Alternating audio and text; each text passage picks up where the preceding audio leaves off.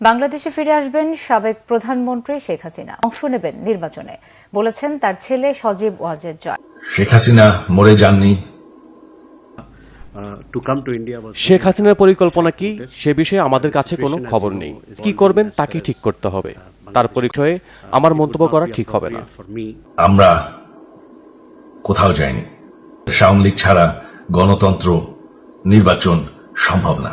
শেখ হাসিনা ভারতে পালিয়ে যাওয়ার 3 দিনের মাথায় নিজের দেয়া আগের বক্তব্য থেকে সরে এসে এমন দাবি করলেন তার ছেলে সজীব ওয়াজেদ জয়। শেখ হাসিনার বিষয়ে ফোন আলাপ করেছেন যুক্তরাজ্য ও ভারতের পররাষ্ট্রমন্ত্রী। বিস্তারিত মেহরাব হোসেন খানের ডেস্ক রিপোর্টে। ছাত্র জনতার বিক্ষোভের মুখে গত 5 আগস্ট পালিয়ে যান শেখ হাসিনা। সামাজিক মাধ্যমে ভিডিও পোস্ট করে আর বিভিন্ন গণমাধ্যমে সাক্ষাৎকার দিয়ে তার ছেলে সজীব ওয়াজেদ জয় বলেছিলেন তার মা আর বাংলাদেশে যাবেন না, করবেন না, এমনকি শেখ মুজিবের 2 কন্যার সন্তানদেরও হাল ধরার সম্ভাবনা নেই। ঠিক আছে, শেখ হাসিনার পর আপনাদের কি হবে সেটা আমারও চিন্তার বিষয় না, আমার পরিবারের আর চিন্তার বিষয় না, বুঝবেন।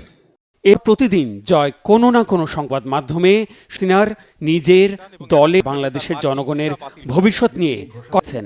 ধীরে ধীরে পাল্টেছে তার নমনীয় হয়েছে দেশের প্রতি বিরূপ মনোভাবের রাজনীতি নিয়ে কট্টরস্থান থেকে।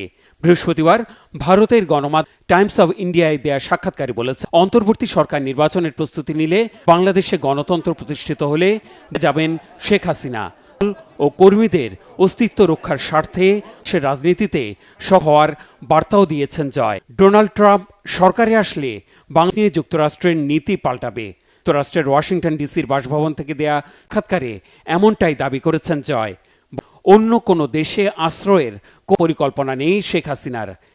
আশ্রয়ের আবেদনের জেরে যুক্তরাজ্যের পররাষ্ট্রমন্ত্রী ডেভিড ল্যামি আলাপ করেছেন ভারতের পররাষ্ট্রমন্ত্রী জয়শঙ্করের সাথে। নিজের সামাজিক মাধ্যমে জানিয়েছেন ভারত। সো আজকের ভিডিও ছিল এই পর্যন্তই। ভিডিও ভালো লাগলে অবশ্যই লাইক, শেয়ার, কমেন্ট এবং সাবস্ক্রাইব করতে ভুলবেন না। সকলকে অসংখ্য ধন্যবাদ।